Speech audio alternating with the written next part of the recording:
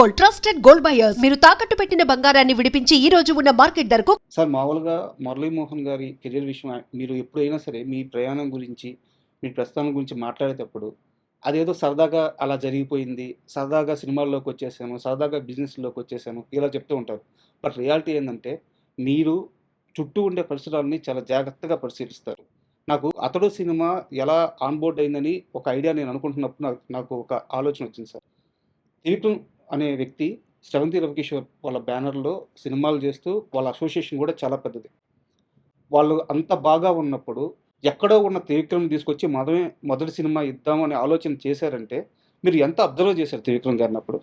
అంటే అప్పుడు చాలా సినిమాలకి బ్యాక్‌గ్రౌండ్‌లో ఉండి వర్క్ చేసేవాడు ఆయన. సార్. సబ్జెక్ట్ సెలక్షన్ గానీ, సబ్జెక్ట్ వర్క్ చేయటం గానీ, లేకపోతే అతని సొంత సబ్జెక్ట్ అవ్వటం గానీ, ముఖ్యంగా స్క్రీన్ ప్లే, డైలాగ్స్. కంప్లీట్‌గా అతనే చేశాడు. ఆ సినిమాలన్నీ సక్సెస్ అని చూసిన తర్వాత ఒకరోజు నేను మా బ్రదర్ కిషోర్ గారు ఇద్దరం కలిసి కూర్చొని మనం నెక్స్ట్ పిక్చర్ త్రివిక్రమ్‌కి ఇస్తే ఎట్లా బాగుంటుంది, అతన్ని మనం డైరెక్ట్ కూడా చేయొచ్చు కదా, స్క్రీన్ ప్లే బాగుంటుంది, మాటలు బాగుంటున్నాయి, అన్ని రకాలుగా బాగుంది, మనం ఫస్ట్ టైం ఛాన్స్ మనం ఇద్దాం. అప్పటిదాకా అసోసియేషన్ అయితే లేదు మీకు త్రివిక్రమ్‌తో? ఎక్కడా కలవలేదు? ఎక్కడ కలవలేదు. ఓకే. కాబట్టి ఆ సినిమా రిలీజ్ అయినప్పుడు అక్కడ పరిచయం చేసిన ఓకే. తెలుసు తప్ప హ్మ్. అంతకంటే పెద్ద క్లోజ్ పరిచయాలు ఏమి లేవు. హ్మ్. అనుకున్న తర్వాత ఒకరోజు పిలిచాం. హ్మ్. మంచి సబ్జెక్ట్ ఉంటే చెప్పండి సార్, మీకు డైరెక్షన్ ఇస్తాం, హ్మ్. ఫస్ట్ టైం డైరెక్షన్ మన దాంట్లో చేయండి, పెద్ద సినిమా తీస్తున్నాం అని చెప్పి. హ్మ్. అంటే సార్ మీరు ఇచ్చినందుకు చాలాసార్లు సంతోషం అండి, కానీ మన రవికిషోర్ గారికి మాట ఇచ్చాము, దానికి మీరు ఒప్పుకునేటట్టే చేస్తాను, సెకండ్ పిక్చర్గా చేస్తానండి. అది ఎవరు హీరో అంటే పలానా హీరో అని చెప్పారు. సరే అయితే ఎన్ని రోజుల్లో అయిపోతుంది అంటే నెలలో అయిపోతుందండి, నెల 15 రోజుల్లో షూటింగ్ కూడా అయిపోతుంది ఓకే. అని అన్నారు.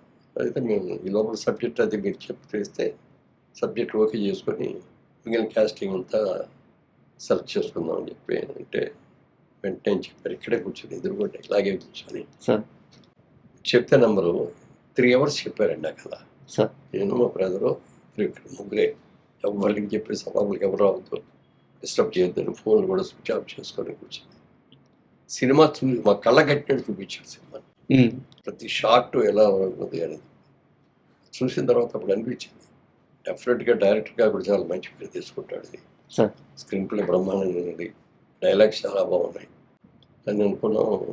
బాగుందండి సినిమా, సబ్జెక్ట్ చాలా బాగుంది, హీరో గారికి కూడా ఒకసారి చెప్పాను, హీరో గారు చెప్పగానే ఆయన వెంటనే ఓకే చేశారు. ఆయన చేసిన తర్వాత నేనే అంతా అయిన తర్వాత సినిమా అయితే అద్భుతంగా ఉందండి, కానీ కొంచెం hero character beginning negative character లాగా ఉంది, నాకు ఒక్కటే ఒక ఫస్ట్ చేయడానికి వీలవుతాను అంటే అయినా అన్నాడు. మా బ్రదర్ కిషోర్ కూడా వాళ్ళ ఇంటర్నేషనల్ సినిమాల్లో కూడా హీరో క్యారెక్టర్ నెగిటివ్ నుంచి స్టార్ట్ చేసి పాజిటివ్ తీసుకెళ్ళటం అప్పుడు అది ట్రెండ్ స్టార్ట్ అవుతుంది అని చెప్పేటప్పటికి నేను కూడా కన్విన్స్ అయ్యాను. సరేనండి, నెగిటివ్ అంటే మరీ నెగిటివ్గా ఏం లేదు, క్యారెక్టర్ అలా ఉంది కదా అని చెప్పిన దాని మీద చేశారు. పర్ఫెక్ట్గా స్క్రిప్ట్ కూడా రాశారు.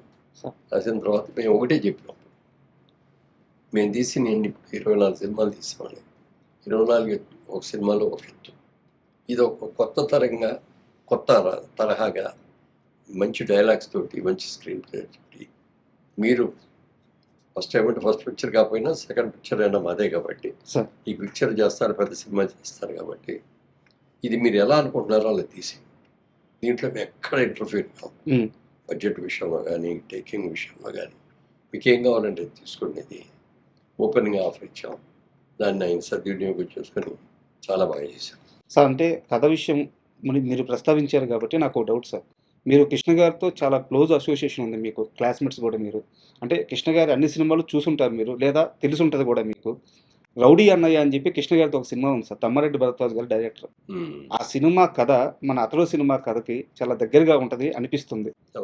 మీరు ఆ రౌడీ అన్నయ్య సినిమా చూసారు సార్? దాంట్లో రౌడీ అన్నయ్యలో కృష్ణ గారు లాయర్, తను తను హ్యాండిల్ చేసిన ఒక కేసు వల్ల ఒక కుటుంబానికి అన్యాయం జరుగుద్ది. అది తెలుసుకొని నిర్మలమ్మ ఇక్కడ ఉంటారనమాట. నిర్మలమ్మ ఇంటికి వచ్చి ఆ కుటుంబం మొత్తానికి న్యాయం చేస్తారనమాట. ఆ ఊర్లో ఆ కుటుంబానికి ఏం సమస్యలు ఉన్నాయో అవన్నీ సాల్వ్ చేసి నిర్మలమ్మ గారి మనవడు కాకపోయినా సరే, నువ్వు మనవడు కాకపోతే ఏమి నాకు అంత మంచి చేసావు అని చెప్పేసి క్లైమాక్స్ సీన్స్.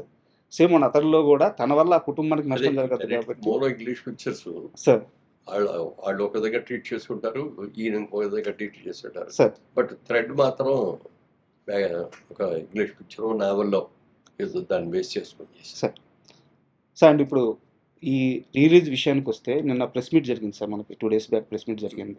ఆ ప్రెస్ మీట్లో కూడా మాట్లాడుతూ ఈ సినిమాకి వచ్చే కలెక్షన్ కానీ ఏదైతే రెవెన్యూ ఉందో అదంతా కూడా మహేష్ బాబు ఫౌండేషన్కి వెళ్తుంది అని చెప్పేసి చెప్పారనమాట. మీరు నిర్మాత, సో ఇక్కడ వచ్చే రెవెన్యూ అటు పంపించడానికి కారణం ఏంటి సార్? కారణం ఏమీ లేదు, దీని మీద మేము ఏదో లాభం వస్తుంది అనేది ఎక్స్పెక్ట్ చేయట్లేదు. ఇది సార్ సినిమా బాగుంటుంది, డెఫినెట్గా బాగా సక్సెస్ అవ్వాలి. సార్ మేజర్గా ఇది దాదాపు 2 సంవత్సరాల నుంచి అడుగుతున్నారు. ఓకే మేము రిలీజ్ చేస్తూ ఉంటే అదండి ఇదండి మీరు ఇవ్వాలండి, మాకు అవుట్లెట్ ఇచ్చేయండి, మేము కొనుక్కొని మేము చేస్తాం. ఇది చాలా ఆఫర్లు వచ్చినాయి. సార్ తర్వాత చూద్దాం అంటే ఈ 2 ఏళ్ళు ఇట్లా ప్రొగ్రామ్ చేసుకుంటూ వచ్చాం. తర్వాత ఇప్పుడు ప్రసంగం చేస్తున్న వాటి వీళ్ళందరూ కూడా మంచి ఉత్సాహవంతులు, యువకులు. ఆల్రెడీ కొన్ని సినిమాలు తీసి సక్సెస్ఫుల్గా అన్నారు, చరిత్ర కూడా బాగుంది.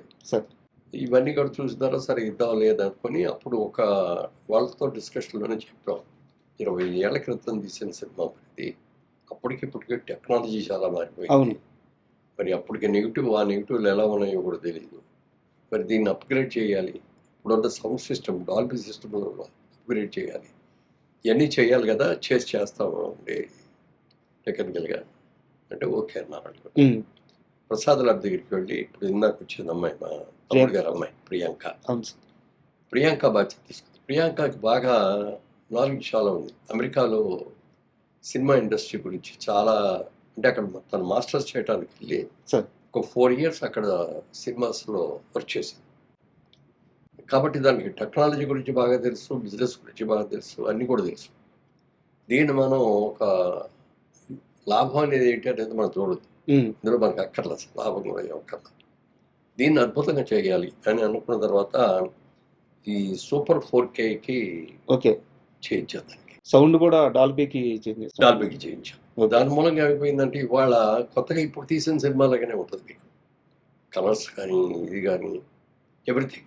సార్ మీరు అతడు సినిమాకి టెక్నికల్గా ఎన్ని హంగులు అద్దినా అసలు బేసిక్గా దాని సోలే ఈ తరానికి సరిపోయేది.